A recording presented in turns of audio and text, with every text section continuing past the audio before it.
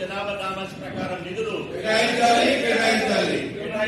Budget లో బీసీలకు sub plan ప్రవేశపెట్టాలి. Budget లో బీసీ సప్లాన్ బీసీ బడ్జెట్ భిక్ష కాదురా, బీసీ బడ్జెట్ భిక్ష కాదురా. బీసీల ఐక్యత, బీసీల ఐక్యత.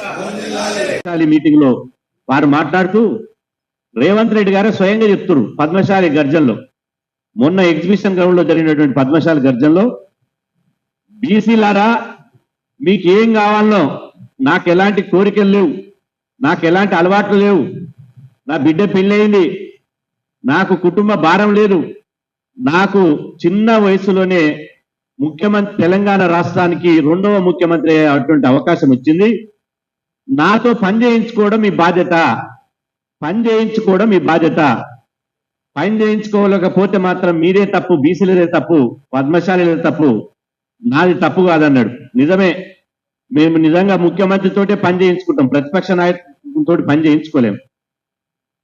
కాబట్టి ముఖ్యమంత్రి గారు నిజంగా రాహుల్ గాంధీ గారు ఇలా వారు నోరు తెరిస్తే రాహుల్ గాంధీ గారు ఏ సభలో మాట్లాడినా, పార్లమెంట్ లో మాట్లాడినా, బయట మాట్లాడినా ఎవరి వాటా వాళ్ళకే కులగణన చేయాలి.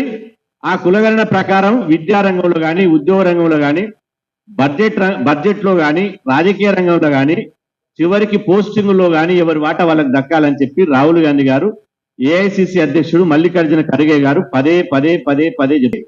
రాష్ట్ర బడ్జెట్ లో 56% నిధులు పక్కన పెట్టు, 42% రాజకీయ రిజర్వేషన్లు ఇస్తున్నావు కదా, కనీసం ఇప్పుడు రేపు ప్రవేశపెట్టే బడ్జెట్ లో బీసీ సప్లాన్ తో కలిపి 42% బీసీల సంక్షేమానికి నిధులు కేటాయించాలని చెప్పి మీ ద్వారా మేము డిమాండ్ చేస్తున్నాం. అంటే బీసీల అభివృద్ధి ఎక్కడ వేసిన గొంగలి అక్కడే చందంగా ఉంది. రేవంత్ రెడ్డి గారికి మేము సూచించింది ఏదంటే, తెలంగాణ అభివృద్ధి చెందాలంటే మొదటగా బీసీలు అభివృద్ధి చెందాలి. బీసీలు అభివృద్ధి చెందకుండా తెలంగాణ సమాజం అభివృద్ధి చెందలేదు. బీసీలు అభివృద్ధి చెందడం అంటే తెలంగాణ అభివృద్ధి చెందడంగా భావించాలి. కాబట్టి ఇప్పుడు మీరు బీసీ సప్లాన్ ఇంతవరకు లేదు, బీసీ కార్పొరేషన్ నిర్వీర్యం చేశారు. బీఆర్ఎస్ పార్టీ పాలనలో బీసీ కార్పొరేషన్ రబ్బర్ స్టాంప్ చేశారు. ఎంబీసీ కార్పొరేషన్ కు నిధులు కేటాయించలేదు. అదేవిధంగా సంచార జాతర కార్పొరేషన్ కు 50 కోట్లు కేటాయించి 50 రూపాయలు కూడా ఖర్చు చేయలేదు. అదేవిధంగా గతంలో బీసీ కులాల ఫెడరేషన్లు 11 ఉండే, కాంగ్రెస్ ప్రభుత్వం వచ్చిన తర్వాత మరో 13 ఫెడరేషన్లు ఏర్పాటు చేసింది.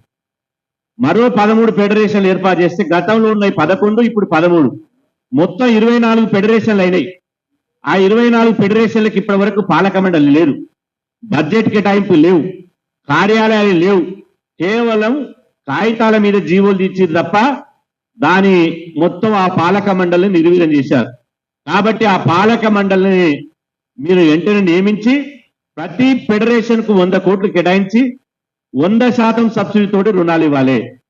ఎంబీసీ కార్పొరేషన్ కు 1000 కోట్లు కేటాయించాలి, బీసీ కార్పొరేషన్ కు 1000 కోట్లు కేటాయించాలి, సంచార జాతుల కార్పొరేషన్ కు 500 కోట్లు కేటాయించాలి.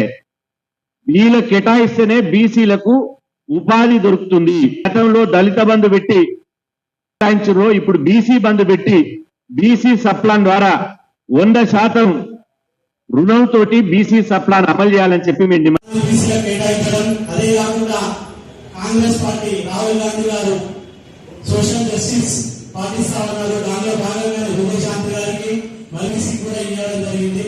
దీనిలో భాగంగా బీసీ సంక్షేమ సంఘం విజయమణి సిన్హా గారు మొన్న జరిగినటువంటి ఎన్నికల్లో, ఎమ్మెల్సీ ఎన్నికల్లో మరియు ఇప్పుడు భాగంగానే ఈరోజు ఆ చైతన్యంలో భాగంగానే ఈరోజు సామాజిక న్యాయం పాటించి బీసీలకు ఎమ్మెల్సీ టికెట్ ఇవ్వడం జరిగింది. ఇది పూర్తిగా బీసీ సంక్షేమ సంఘం